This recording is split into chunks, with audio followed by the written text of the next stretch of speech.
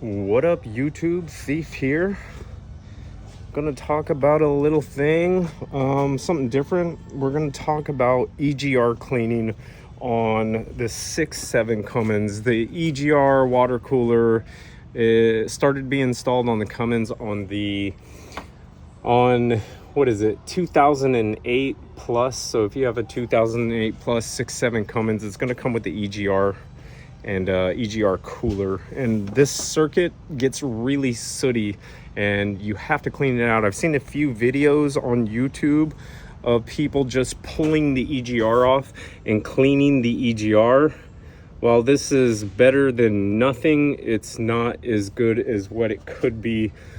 People are all flaming, oh yeah, it's $500 to get, you know, your EGR cleaned at the dealership, and I'm going to show you why.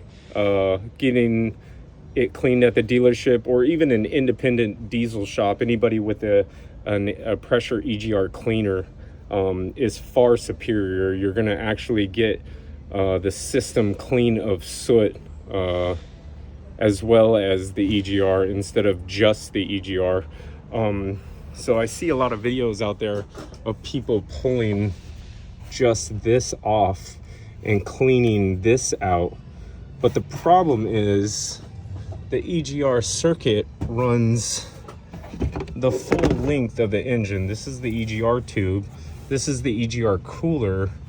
Down underneath the cooler, that exhaust port goes to the turbine side of the turbo housing, and it goes out of the exhaust. And the soot accumulates in all of this system, not just the EGR and the intake, right? When people clean the EGR, they're just pulling it out and washing this portion off, but there's massive amount of soot accumulation inside this intake elbow. This intake elbow goes to the grid heater.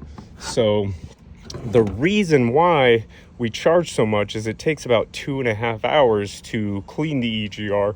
When we do it, we're going to change the crankcase filter, and you can see this crankcase filter right here is just full of oil. So this crankcase filter is what essentially expedites the amount of soot in your system. So when this filter fills up, that oil has to have a place to go, and what it does is it gets dumped back into the intake, and it just builds excess amount of soot in the system. So when we clean the EGR, we're going to change this crankcase filter, and then we use a little EGR machine, or it's not a machine, it's just like a pressure cleaner. So I've already changed the crankcase filter on this. It's really easy. It's 8 bolts. You disconnect this, which is aligned to your PCV. And you just pull this off and essentially replace the filter and put this cover back on. But when I clean the EGR and the EGR circuit, I use my little pressure cleaner, right? And then we're gonna pump solvent through the system, right?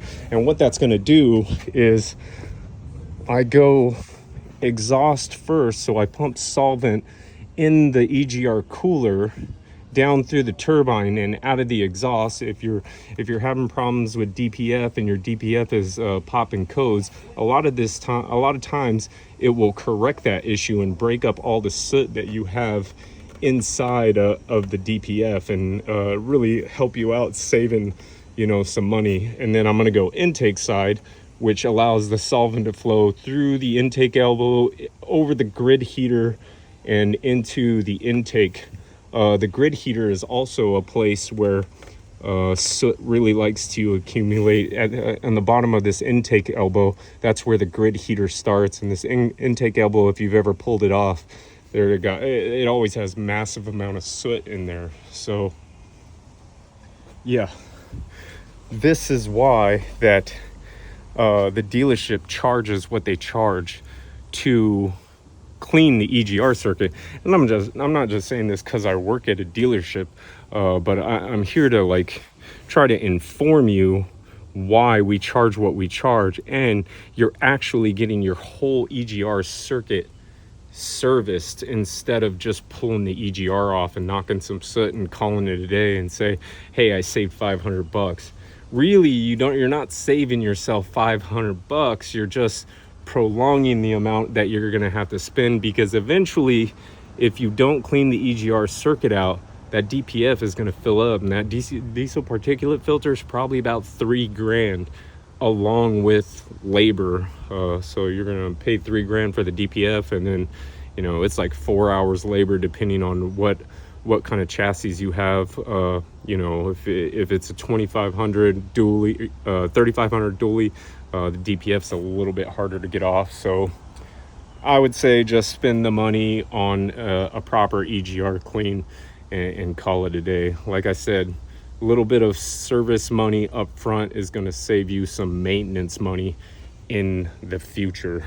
So once again, just pulling this off and knocking the soot off of it isn't a EGR clean. I mean, you're cleaning the EGR, but there is about 90% of the circuit is still full of soot.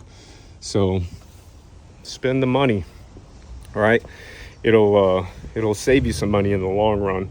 But like I said, hey, this is Thief Man, just trying to put out some information and stuff, because like I said, I seen probably 4 or 5 videos when I was searching of just dudes changing the crankcase filter and knocking the dirt off the EGR. That's no bueno. But hey, like, subscribe, comment, do all that stuff. Thank you guys for watching.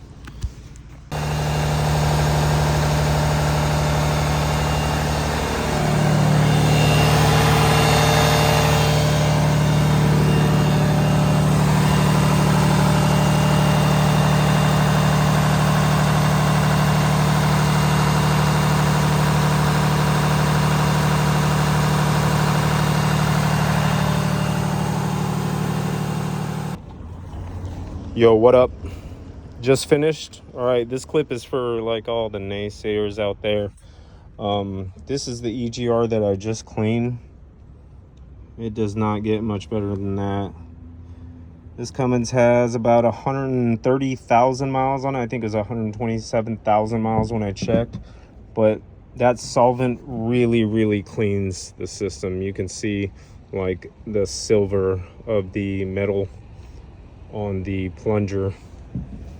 But yeah, I always like pulling the 6 bolts back off, because these 2 prongs right here always seems to bend when you try to reassemble. But when I do it, I manually open and close the EGR like that to control whether it's going to intake and exhaust. And you can see up here that the intake elbow is pretty clean. There's a little bit of solvent in there, but I'm gonna do a manual regen on it, which will burn all of that out, burn the rest of it out, and the system is clean. But yo, get your EGR service. Believe me, it'll save you money in the long run.